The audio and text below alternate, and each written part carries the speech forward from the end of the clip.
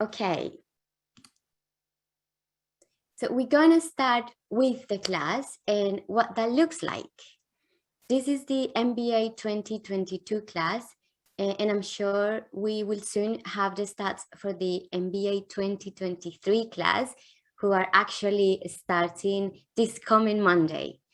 So the class is made of 532 students. 36% are women, and although we are very proud of this percentage of women, this is something that we keep on pushing as we always are thriving to reach that 50% ratio. The class has an average age of 29 years, which really goes hand in hand with the average years of work experience, which is currently 5.5 years by the start of the program.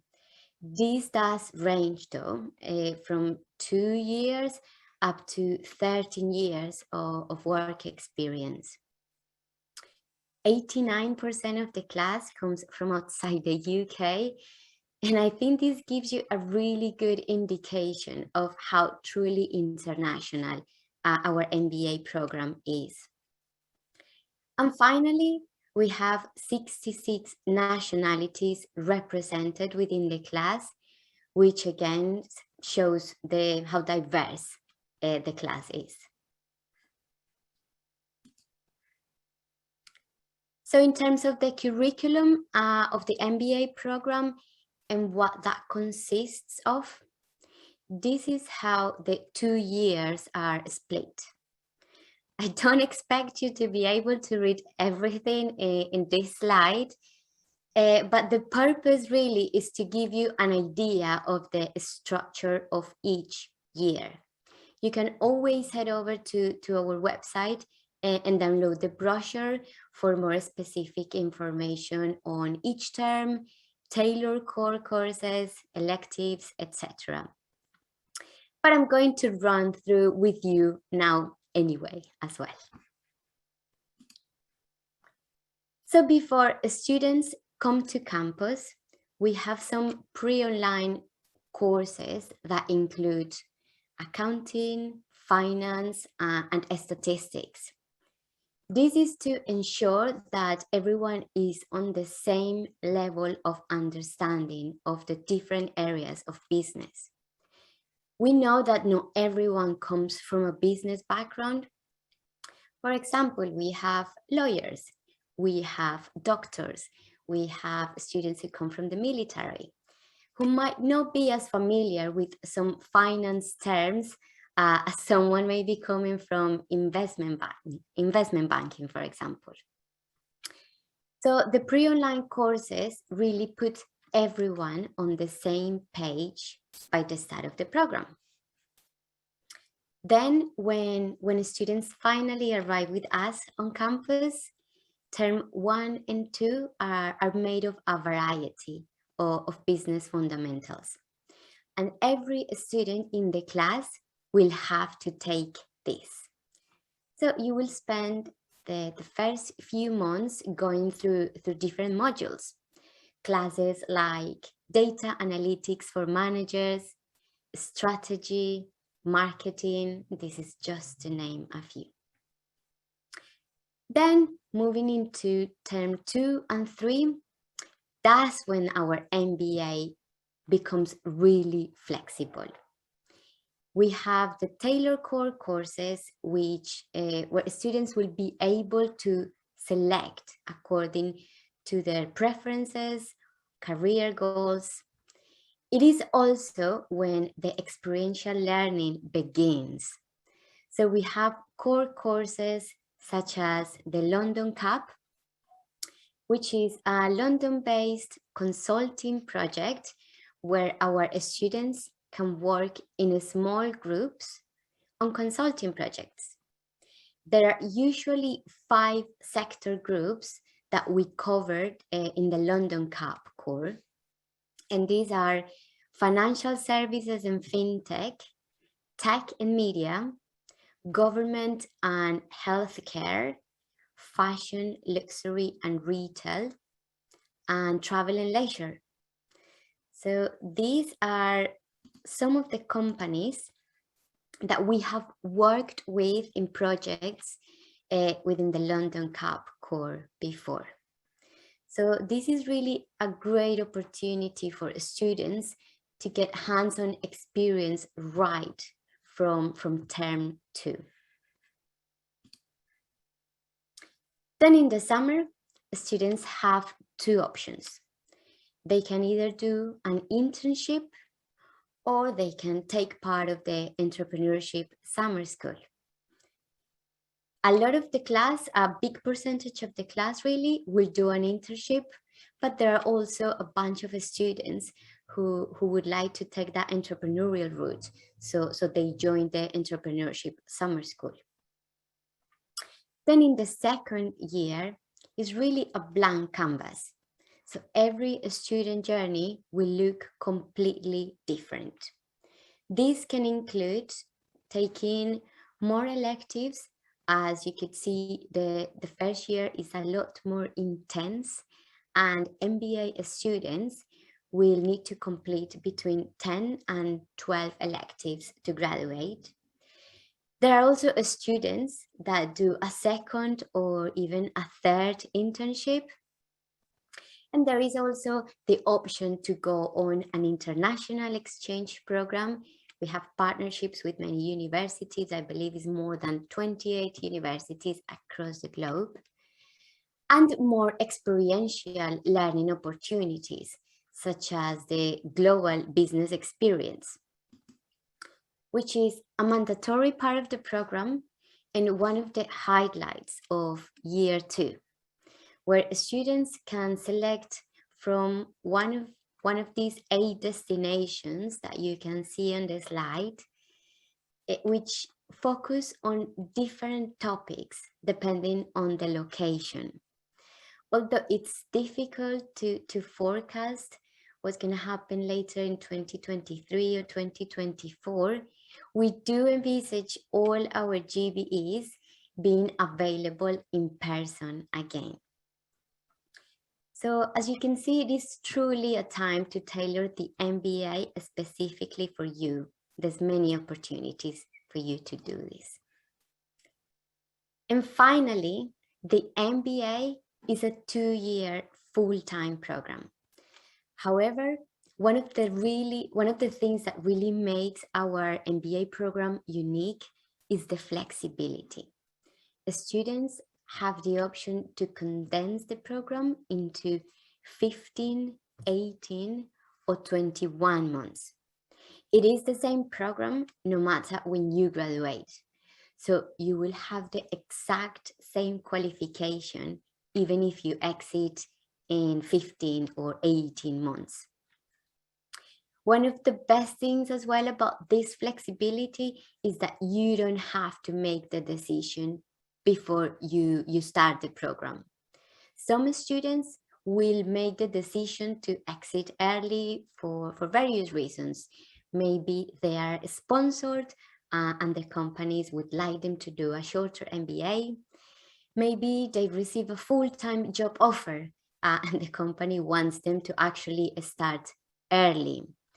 But there's also a bunch of students that come to campus thinking that they want to do a shorter MBA, but then they realize how much is there to be part while in the program, clubs, conferences, treks.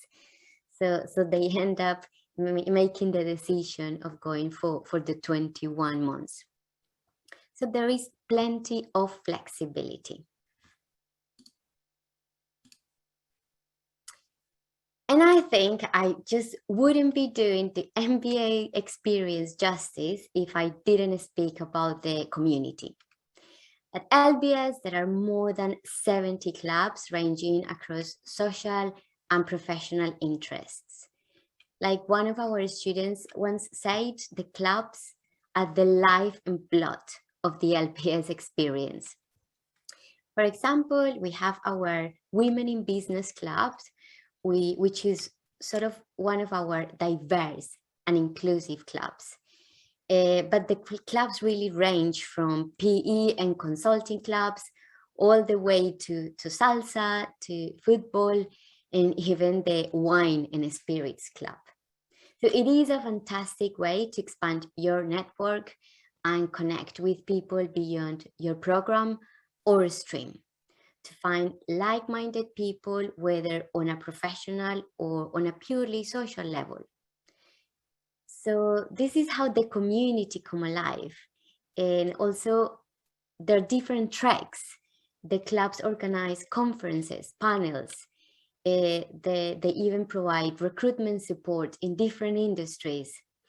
We also have student-led events, which perhaps Giri will be able to talk a little bit more about this later on in the Q&A. But one that comes to mind is Tattoo, which is one of the biggest events that happens every year on campus. Also the Sundowners, which is the largest regular student-led event that takes place every Thursday. And yeah, numerous conferences throughout the year. I think that's the advantage of being in London, being able to bring speakers to campus on a regular basis. And finally, yes, before I wrap up, I wanted to quickly show you the upcoming application deadlines for the MBA 2024 class. These are also published on our website. But yeah, just to give you an idea, I'm sure that a lot of you will be preparing your application to maybe submit it in round 1. That is coming up on the 10th of September. And then maybe a lot of you are also starting that research process. So this is just to give you an idea of timings as well. Okay, I think that is all for me. Now, as I mentioned at the beginning, the idea is to leave plenty of time to have a Q&A. So if you have a specific question that is very targeted to your circumstances, still feel free to send it through. We might not go into a lot of detail, or it might be that we answer your question together with other questions that are similar. But if we don't cover your question today, as the time usually really goes really fast in the Q&A, feel free to contact us after as well. So yeah, Giri. Great, let's do it. Come over again. Yeah. So should we kick off with the first question? I don't know if you have the. Yeah, I've got the Q&A open. So I think there's a lot of questions about, okay, what is the relative importance of like the undergraduate GPA and certain sort of elements of the application?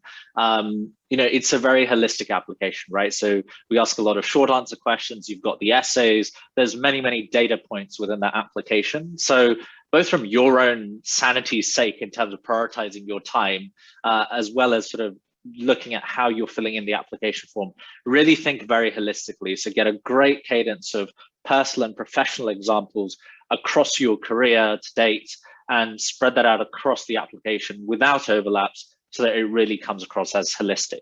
Don't get too hung up on like focusing on one specific data point or one specific area sort of in the application. Don't sort of be worried about that, but also you know, it's not sort of a golden ticket as well, right? The GMAT is a great example of this. It's like the high GMAT score doesn't necessarily mean you'll be shortlisted. Conversely, a low GMAT score doesn't necessarily mean it's a deal breaker. So think about sort of the application on a very holistic standpoint. I think a lot of the questions are kind of tending towards sort of that area in terms of the importance of relative pieces of that application there. So the other standpoint that I'll go on is, so there's several questions on tech, which is fantastic. So just for context, sort of the main area of focus that during my sort of MBA journey was really to look at sort of technology at LBS and ensure that we offer a fantastic suite of opportunities across that student journey for tech and media, education and careers. So that included launching new electives. So I know there's a question on new electives. Some of sort of the key highlights of these new electives you can find in our recruitment and admissions blog. So I'll post that link in the chat towards the end. My favorite was Digital for Impact. So it's a new elective that we launched with experiential learning over the last year, where we took groups of students virtually, groups of students, 5 or 6 students, to do remote consulting in emerging economies to really build sort of digital skills and really act in a very experiential way to really bring that MBA learning from classroom to the industry during the program as well. Some of the other courses that we've recently introduced include a new one that's actually starting this year called AI in Marketing. So, really topical area of what's happening in the tech sector at the moment. So really sort of focusing along a whole suite of new courses in marketing, strategy, entrepreneurship, as well as those analogous technology related topics there as well. There's a question here about reapplication. So this is always interesting, right? So I'll send you sort of one of my blogs, which talks about the key sort of tips and tricks of the MBA application. Across the application, you're really answering 3 whys: why LBS, why MBA, but also why now? What is it about your personal and professional circumstance that means you want to be part of the class of MBA 2024? So if you're a reapplicant, what we're really looking for is, so how's your journey evolved, right? Over the last year, what has interested you? What has happened? What have you done personally and professionally? It's been a very unique last year. So there's going to be a lot of interesting things that you can bring out there. And how has your own journey evolved, which means that you're an even better fit for MBA 2024 than above and beyond any other class. So it really ties into sort of that why purpose, right? So why LBS, why MBA, why now? And for reapplicants, focus on that why now. How has your story changed? How's your story evolved? Which will be really sort of interesting to sort of bring about. Yeah, I think that's a question that usually comes out quite often. Yep. And yeah, I couldn't agree more with you, Giri. I think that the main thing about focusing, if you are a reapplicant, is to make sure that you focus on those parts of your profile or in the application where you have done something different. Have you progressed in terms of your professional experience? Have you been involved in different projects? Just give us an update of what have you done differently that will maybe help you to improve your profile and also your chances of reaching those career goals. Maybe you were very optimistic, and sometimes that obviously candidates are very ambitious, but have you realized that maybe those career goals are quite difficult and then you have changed them according to your profile and experiences? So yeah, those are very important things. But thank you, because your answer was very, very complete, Giri, as well. Right. So there's also some questions around sort of, okay, if I'm coming from quote, a historically overrepresented demographic, how do I stand out, right? So, and again, this sort of speaks to the application itself. You've got a lot of writing to do. There's so many very cool short answer questions. I love the short answer questions because they're very introspective. And your answers there should really be very introspective about your own personal journey, not how you compare to everyone else, not how you stand out, but your personal journey. Don't try and be different or weird or quirky. Be yourself and bring that personality through the short answer questions and drive that as a conclusion through the essay as well. And that's really, frankly, how you stand out. You stand out by almost not trying to stand out, but just being yourself and really demonstrating how across a holistic set of experiences, this is the place for you and how you're a unique candidate there as well. And there's sort of plenty of examples across those demographics. Do check out sort of the MBA Student Ambassador website, which has a lot of student profiles where you can kind of see the MBA journey across folks from different industries, different sectors, and different backgrounds there as well.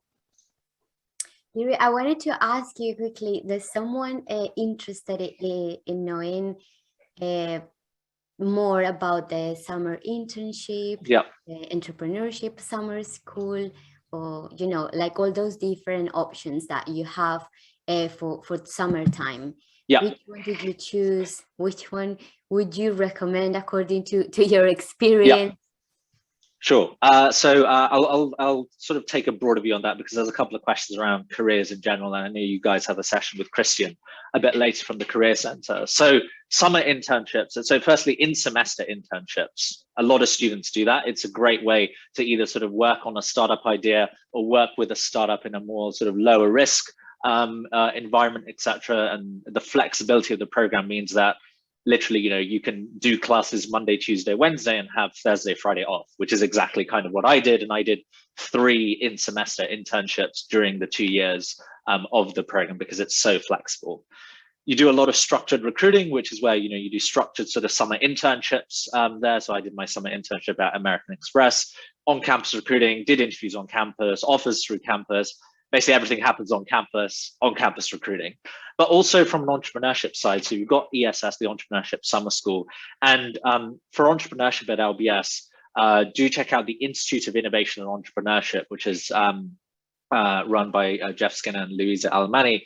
What the Institute do is they've got sort of a real entrepreneurship journey on the Institute's website. I'll post that in the chat towards the end of the session as well, that really prepares students for that entrepreneurial life and journey, all the way ranging from how do you do ideation, how do you create a startup, how do you do marketing, how do you think about sort of product management, how do you raise capital, and throughout sort of ESS and into sort of your second year, that's really there sort of a continuous entrepreneurial journey across the core, tailored core, ESS summer school, and then electives in sort of the second year as well.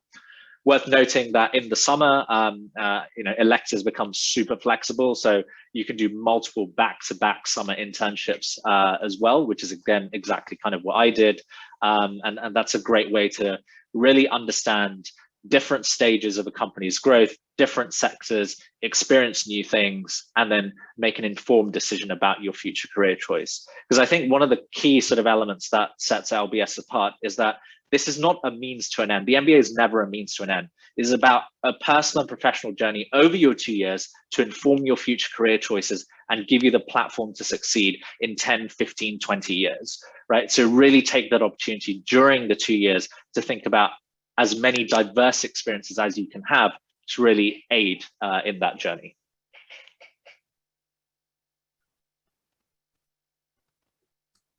Thank you, Giri.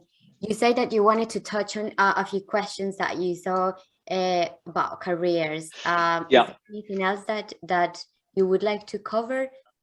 Yeah, I think there's one question here to say, like, okay, look, most of the graduates from MBA 2020 entered sort of certain sectors, right? Consulting and finance. Again, think back to sort of your own personal journey. It's a personal journey, right? It doesn't, think about sort of your career goal, how LBS will help you get there through the huge array of opportunities that the school has. It's not just about consulting or finance. As you know, a lot of what I've been working on is tech as well. Regardless of industry, make sure you build a story around that. It's it's so obvious, frankly, when sort of looking at some of these essays, when an applicant tries to fit in, right? Don't try and fit in, be authentic. And that's really, really important in how you're drafting an application. Just because you think everyone else wants to do consulting doesn't mean it's the right thing for you. It could be the right thing for you, but really answer that question personally yourself and don't try and fit the mold. Yeah, I think because of your area of expertise, tech as well, I think it's worth mentioning that tech, it has increased exponentially over the years. I believe it's like around 28%. Yeah, so 28% of MBA 2020 went into full-time tech, 44% of MBA 2021 our year did internships in the tech sector. A lot of what I've been working on is building out a technology portfolio. So we launched a new concentration in technology and analytics. We embedded data fluency into the MBA degree program in areas such as SQL, Python, and Tableau. So yeah, it's a huge sort of upcoming sector that we see a lot of student interest in and a lot of industry interest in as well. Thank you, Giri. I'm just going to quickly answer a question regarding scholarships and the different opportunities, whether someone applies in round 1 or round 2. I would say that when it comes to scholarships, one of the main things that candidates should focus should be submitting a strong application. Like Giri mentioned before, we do take a holistic approach when we review applications. So we do look into every single criteria that we ask for. We look at the academics, we look at the professional experience, but we also look at the GMAT or GRE scores. So I think apart from all of that, I know that Giri always talks a little bit more about the short questions, the small questions that maybe candidates should focus a little bit more as well. I know that there is a lot of prospective candidates that get really nervous with the GMAT, and then I completely understand that, but that's just one part of the application. And obviously, if you get a great score, the stronger your application will be, but then focus on the rest of the application, because that's what's going to be the decision factor, whether you get a scholarship or not. So I don't think there would be such a huge difference between applying in round 1 or 2 in terms of scholarships. I love this question, actually. So Helen and David mentioned the uniqueness of the LBS FT MBA program. What is the program's competitive advantage? Love it. Nice and tough question. I actually think the answer is really simple. LBS is fundamentally very student-driven, and we really focus on student-driven impact and use London as a platform to really elevate global thinking, global experiences, and global opportunities. And that student-led impact is frankly very evident. It's the fact that, you know, me as a recent alumni do these kind of sessions with you guys, alumni interview candidates. We really select based on the people. It's really all about sort of the people. It's a very collaborative and not competitive culture, which I think is really interesting, especially when all of you are kind of applying for like the same internships and so on. So it creates an amazing classroom dynamic where you're really focused on supporting each other, looking after each other, and learning from each other. So I think that's really, really sort of important there.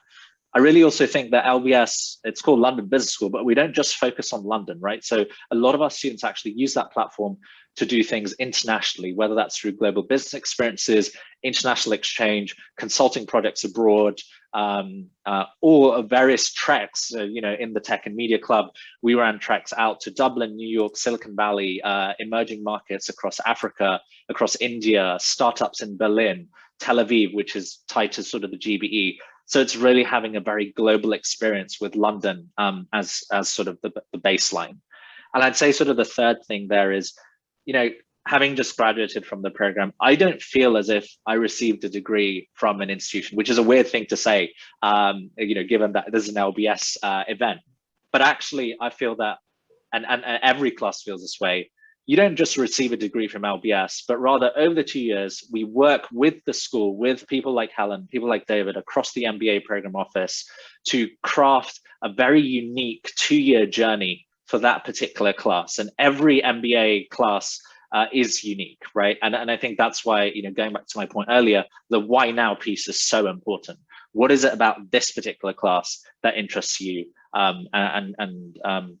Going on from there. So it's very collaborative in nature, not only across the student body, but across the school itself. And that's evident by sort of the impact that students are able to bring. So, you know, I was very proud that we were able to bring in sort of a tech focus, and that was entirely student driven, working in collaboration across student, staff, faculty, industry, and alumni as well. And that's just one example of how students are able to really create impact.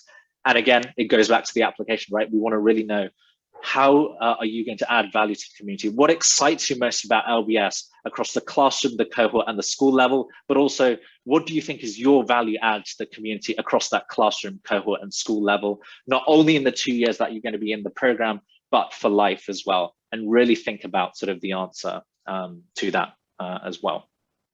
Absolutely. And Giri, I know that, again, your kind of like area of expertise is tech, but I also know that you just graduated. So you have all this knowledge about the program and about all the initiatives in LBS, very fresh. So I don't want to put you in a spot, but what do you think is the LBS position regarding sustainability? Yeah, so sustainability is, a huge focus of the school over the last year. So we launched a new GBE, the Global Business Experience in Stockholm, run by Yanis Yanu, who's a great lecturer, actually, great faculty. So definitely sort of look him up. He's done a lot of really interesting research in sort of sustainability. We were able to take students out virtually this year, but hopefully physically next year, out to Stockholm and in the Nordics to do an entire global business experience, really looking at sort of this topic. And a lot of the conversations in the school really sort of focus on sustainability and embedded into a lot of our elective and core courses. So we do sustainability as part of sort of one of the core courses, but also some of the faculty research in this area is super interesting. So Alex Edmonds just released a book, Grow the Pie. He teaches finance for us in the first year. And it's really looking at that trade-off between profit and purpose and how companies can operate with both profit and purpose from an ESG standpoint, from a sustainability standpoint. So, what's really interesting is that not only are we focusing on sustainability from a faculty angle, from a research angle, but we're bringing that into the classroom and into experiential learning as well through initiatives such as the Stockholm GBE, which just started last year. That's actually really good that you talk about the GBE because I touched a little bit in the GBEs in the presentation and how that's always been a highlight of the second year. But it would be great if you could share a little bit about your experience, because I think you did the GBE virtually, of course. Yes. You want to talk a little bit about that? Sure. And it kind of goes back to sort of one of the fundamental points of the school, right? So virtual learning itself can create opportunities, and none of that is more relevant than in the GBE. So we did a virtual GBE. So I was in the Tokyo GBE, so early starts, but talking about sort of robotics with a great set of folks and alumni out in Japan at 7 a.m. A lot of fun for a week.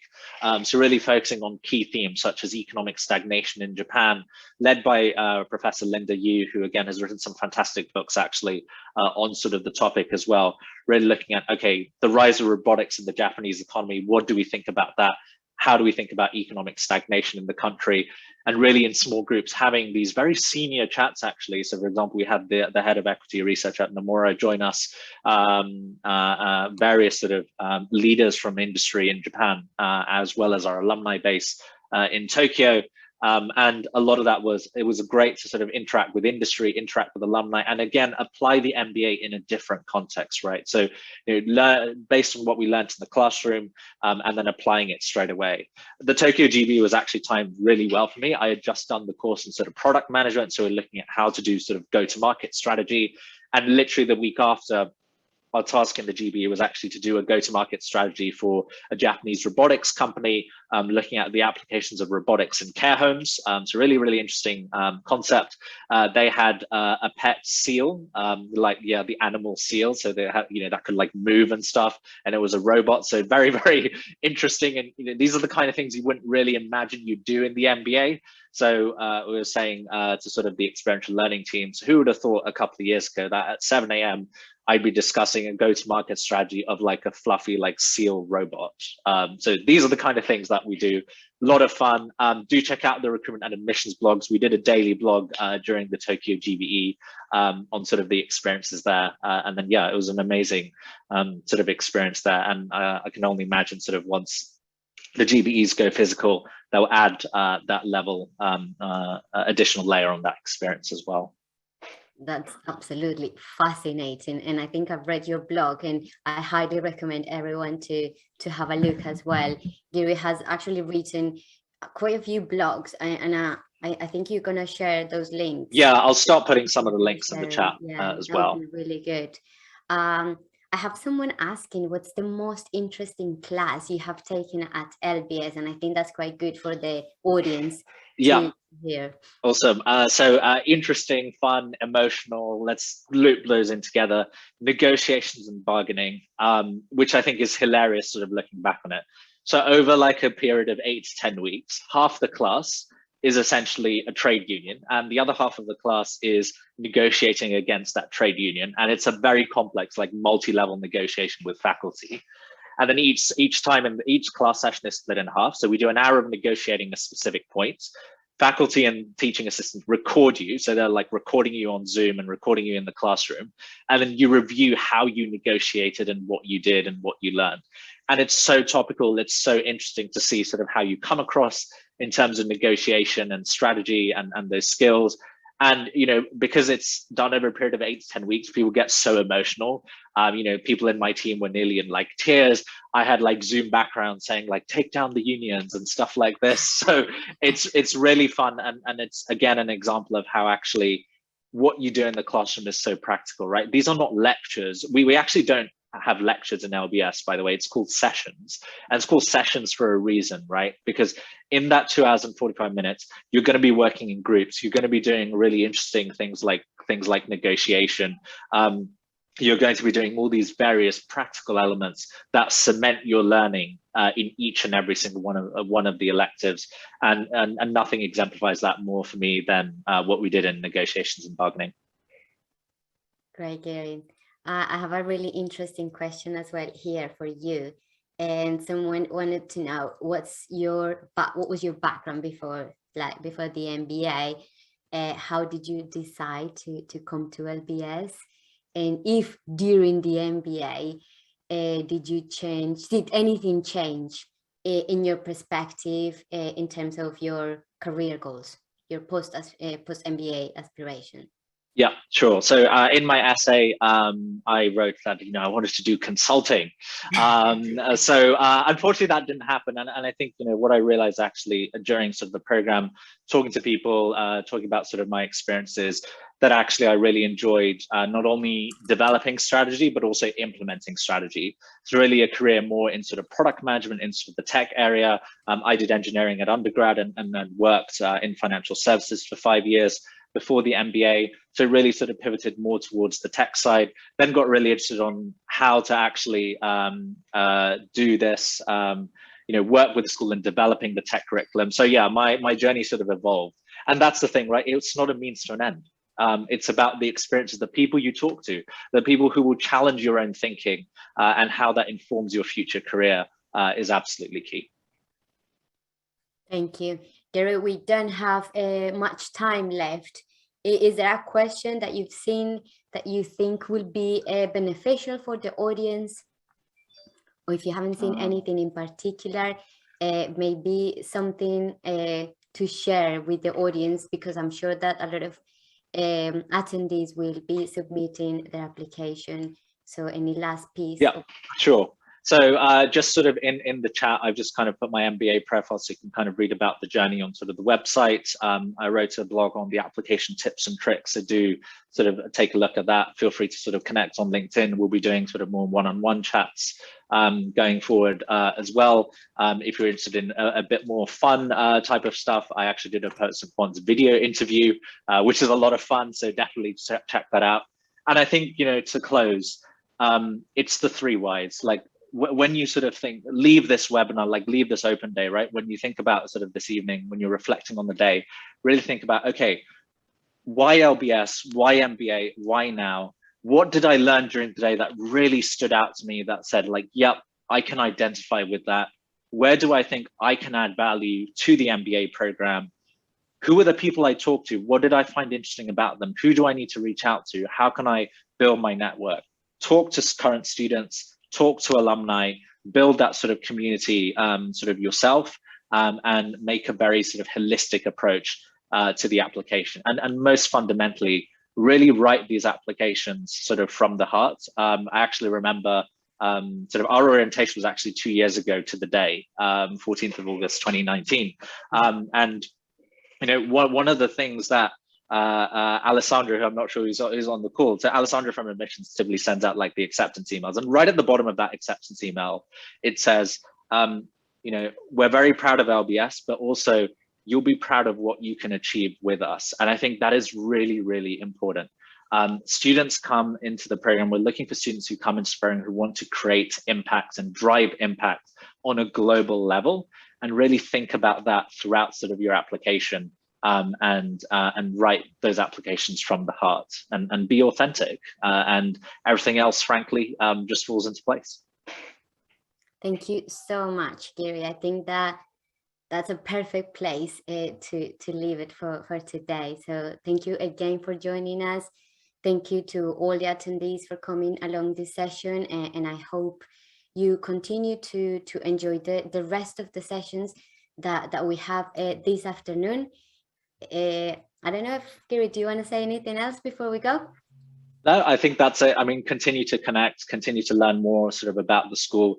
And then, yes, holistic applications, definitely read sort of the MBA tips and tricks for the applications, and all the best, and look forward to sort of connecting with you in future events.